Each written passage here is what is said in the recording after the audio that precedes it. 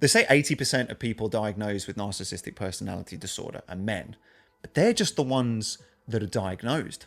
Personally, I've come across 5 times as many men that have been in narcissistically abusive relationships than women. So I wanted to make this video for the fellas. Let's face it, chaps, we're not well equipped for dealing with relationships growing up, are we? Nothing could have prepared us for what happens when you get close to a highly controlling and coercive woman when she bats her pretty eyelids at us. In a lot of ways, the female narcissist is very similar to her male counterpart when you look under the hood. But there are key differences in the way that they manipulate that you need to know if you're going to save yourself a hell of a lot of grief in your future relationships. I'm going to go through 3 of them on this video, but first, if you don't know me yet, my name's Lawrence James. I married a cultist in 2016, and then I spent 3 years in a toxic relationship. When that all fell apart, I spent the next 7 years studying and recovering from narcissistic abuse. That's why I created this channel, is to help you guys do the same thing. So let's jump into it. First things first, let's look at some of the similarities. Both men and women with narcissistic personality disorder are grandiose. They all have this perfect self-image. Essentially, they're going to look at themselves and go, I am amazing, I am wonderful, I am perfect, and pretty much you can't question me, you can't trust my truth. Everything that I say and everything that I touch is perfect and there's no room for improvement. They're almost godlike in their own eyes. And this is not real. This is actually delusional, which is the second thing that all narcissists have in common, that they live in a fantasy world. They don't interface with reality at all. In fact, they interact with internalized images of people, things, places, objects, whatever. They're not looking at the world like it is. They're looking at the world like they want it to be. Okay, this is delusional. It's actually psychotic. It's a form of psychosis that occurs when they're very little, and they divorce themselves from reality. They separate from seeing things as they are and engaging with reality, and then start to live in this false world that exists in their head. Now, to keep the false world going, to keep them in this safe little bubble, they need a constant supply of energy and attention and affirmation and validation, telling them that they're amazing, telling them they're brilliant and wonderful in order to keep this inner world from collapsing. So if they don't get this, what's called supply, then the perfect world starts to close in. And that is absolutely terrifying. It brings back a lot of the emotional trauma they suffered as a child. And so they need your energy, they need your attention, they need your affirmation and congratulations to affirm this idea that they're amazing and wonderful and perfect and stop that terror from closing in. Splitting is common across all narcissists as well. So every narcissist, regardless of whether they're a woman or whether they're a man, is going to see the world in black and white. Okay, everything is either amazing or it's awful. It's either the best or it's the worst. And that goes for things and that goes for people as well. Either you're great and amazing and wonderful and you deserve a place at their side, or you're worthless and awful and useless and the worst thing ever and you need to be destroyed. And that's why for every narcissist, it's pretty dangerous to get close to them. Getting close to any narcissist brings you at risk of coming into their fantasy world. It's called a shared fantasy. I've got a video on this. If you want to learn more about that, you can go check that one out. I'll link it at the end. But getting close to any narcissist is not a safe thing to do, in the same way that it wouldn't be safe to get close to a cornered bear. And all of this is what's going on under the hood. But in how all of this comes out, how they get this supply, how they manipulate and coerce you into giving them this attention, this might look a little bit different depending on the gender. The first and probably most obvious way that female narcissists manipulate more than men is with sex. Sex, for the female narcissist, is a primary weapon. Whereas men might be more led into strength and using physicality and force as a means of getting supply or of pushing you into certain behaviors or keeping you in line, sex is what the woman goes for. Okay, she'll be much more likely to use her sexuality to get supply from you or from other people. So there might be threats of going and sleeping with other people to keep you in line. As a result, they can be very, very promiscuous. They can be very suggestive and very flirty. They might even pass this off as being just how I am. I'm just a friendly person. But because, again, with the female narcissist, especially the more body-conscious ones, will use their assets. They're going to use what they have, and their assets could be very physical. It's going to be using sex as a punishment as well. So there might be threats of cutting you off from sex and using it as a cudgel, possibly even as well dominating you in the bedroom. This would likely feel like things that you're not comfortable with doing, or even reversing the roles within the bedroom so that they're the more dominant one. And I won't go into explicit details, but you can imagine a female taking on a more masculine role in the bedroom. And then again, coming back to using sex as a punishment, there could be threats that the kind of stuff you're into or the stuff you do behind closed doors could be then revealed. If you don't do this or you do that, then I will tell everybody what you do and I do in the bedroom. No shame for them, might be for you.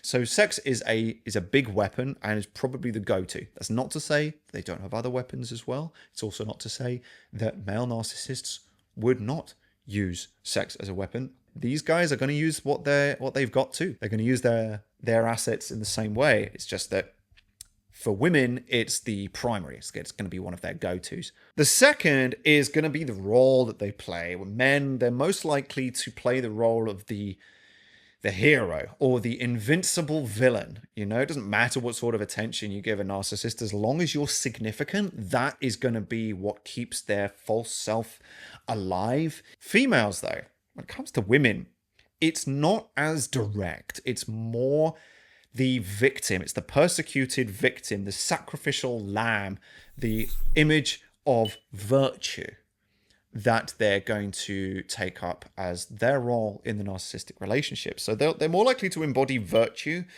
than power. It's a more indirect way of eliciting that supply by competing for victimhood. I'm the biggest victim. I am so innocent and I'm so harmless that how could anybody hurt me? How could you be so cruel? How could you be so mean? I'm the all-round, wonderful, good, amazing person that can never do anything evil or bad or wrong because I'm so virtuous. I'm so morally right. You know, there's nothing morally wrong with me. This is the image of virtue.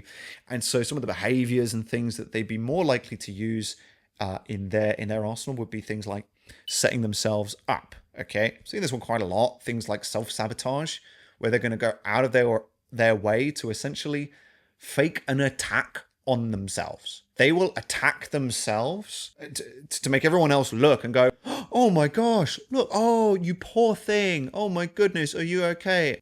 Instant attention. It's attention on tap. Medical emergencies, getting lost when they actually have absolutely 100%. They know exactly where they are, but I got lost, or things like, you know, it could be something as benign as just like faking headaches or deliberately not getting fuel so that they run out of fuel at the side of the road and they need to be rescued. These sorts of things, they know full well what they're doing and they deliberately set themselves up or put themselves into position where everyone else will see them as a victim. One of the weirder examples as well I've seen of this is where the female narcissists, they also do this thing like a baby voice or the baby face. And I think this is like they create this image of harmlessness where they're like babies are so innocent, so harmless, they can't do anything wrong.